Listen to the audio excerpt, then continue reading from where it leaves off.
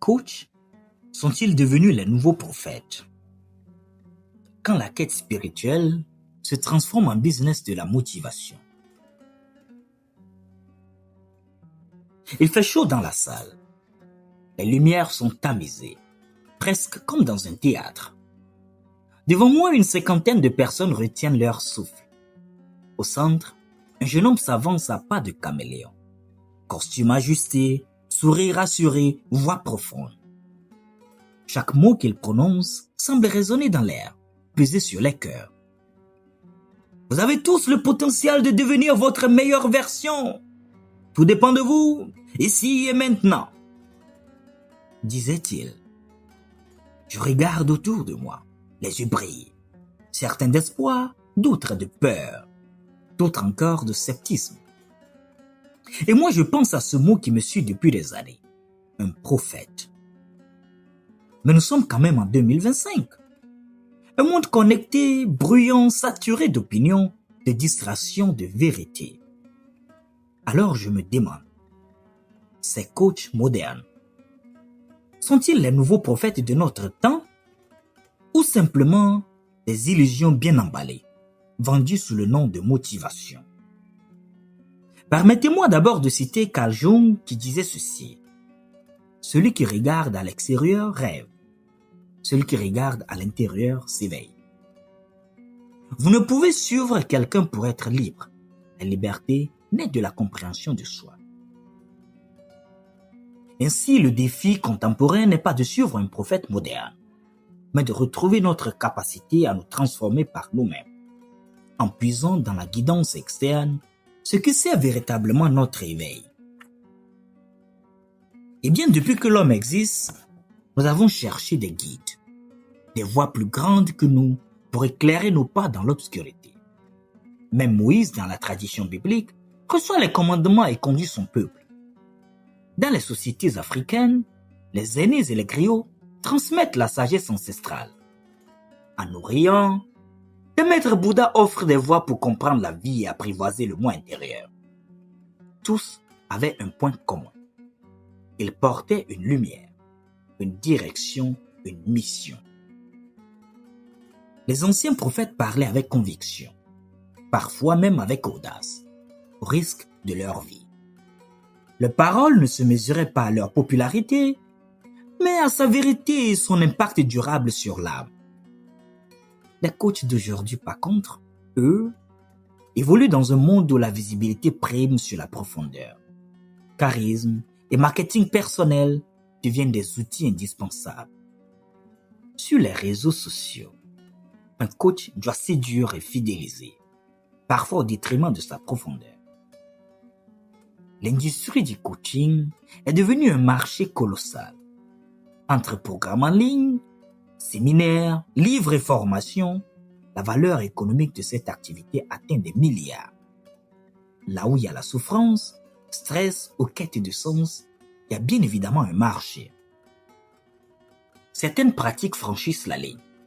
Promesses excessives, manipulation émotionnelle, dépendance des clients à la figure du coach. Je me souviens d'une jeune entrepreneuse que j'ai eu une fois rencontrée.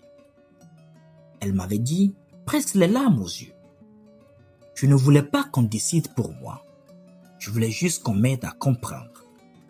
Parce que je me sentais perdu, paralysé par mes propres choix. Et depuis que j'ai commencé, mon coach me disait tout le temps que je ne pouvais plus rien accomplir seul. J'ai suivi tous ces programmes, dépensé des milliers d'euros, et j'étais plus perdu qu'avant. Et ceci illustre la face sombre du coaching. Le pouvoir émotionnel, la manipulation subtile, la dépendance. Et elle n'est pas seule. Nous sommes des générations entières à chercher cette voie extérieure. Un guide, un modèle, une présence qui nous rassure dans le chaos de nos vies. Et c'est là que va entrer en scène le coach. Toujours accessible, moderne, charismatique. Ce mélange d'énergie, de psy et de spiritualité.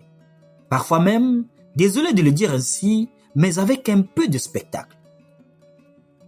Mais peut-on vraiment comparer le coach moderne à un prophète? Lors d'un autre séminaire, La salle vibrait au rythme de la musique. Les projecteurs suivaient chaque mouvement du coach. Il parlait de transformation, de confiance, de pouvoir intérieur. Et soudain, la tension tomba. Les visages se détendirent. Certains pleuraient, d'autres riaient, chacun à sa façon. Une femme à côté a murmuré « Je me sens capable de tout ». C'était si beau, c'était si fort. Mais je me suis demandé, est-ce un miracle intérieur ou juste un spectacle bien orchestré?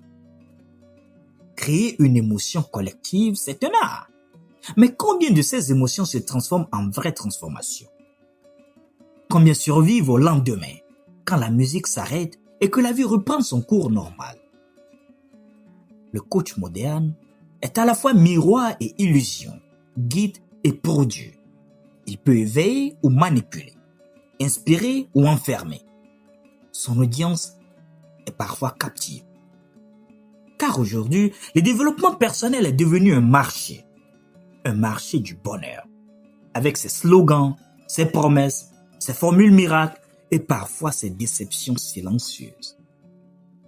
Mais attention, tous les coachs ne sont pas des vendeurs de rêves. Et il y en a certains qui accompagnent avec humilité rare. Ils ne cherchent pas à briller, mais à éclairer. Ils ne donnent pas de réponses, ils posent des questions. Et c'est là peut-être que réside la frontière entre le prophète, le vrai coach et le showman. Le prophète d'autrefois, il ne vendait rien. Il risquait tout, sa réputation, sa vie, pour transmettre un message. Le coach moderne, lui, il vend souvent une méthode, un programme ou une expérience. Oui, ils répondent à un besoin ancien de guidance, mais ils peuvent inspirer et révéler le potentiel. Mais ils peuvent aussi exploiter la vulnérabilité et créer des dépendances. Mais dans le fond, les deux touchent à la même soif humaine, celle de sens, de direction ou encore d'expérience. Et si la prophétie moderne n'était plus une voie extérieure? Et si elle résidait tout simplement en nous-mêmes? Le véritable guide aujourd'hui, c'est peut-être le silence. La capacité d'écouter cette petite voix qu'on étouffe trop souvent sous les notifications, les discours et les likes. La liberté, disait Camus, n'est pas la faculté de faire ce que l'on veut, mais le pouvoir de se connaître soi-même. Les coachs, eux, peuvent certes montrer le chemin, mais ils ne peuvent pas marcher à notre place. Alors oui, certains coachs sont des prophètes modernes, des éveilleurs, des semeurs de conscience. Alors, les coachs, sont-ils les nouveaux prophètes? Oui, parfois. Mais souvent, ils ne sont que des miroirs de nos désirs et de nos attentes. Le vrai prophète moderne est celui qui ose écouter sa propre voix, affronter ses peurs, accepter ses limites et choisir sa route.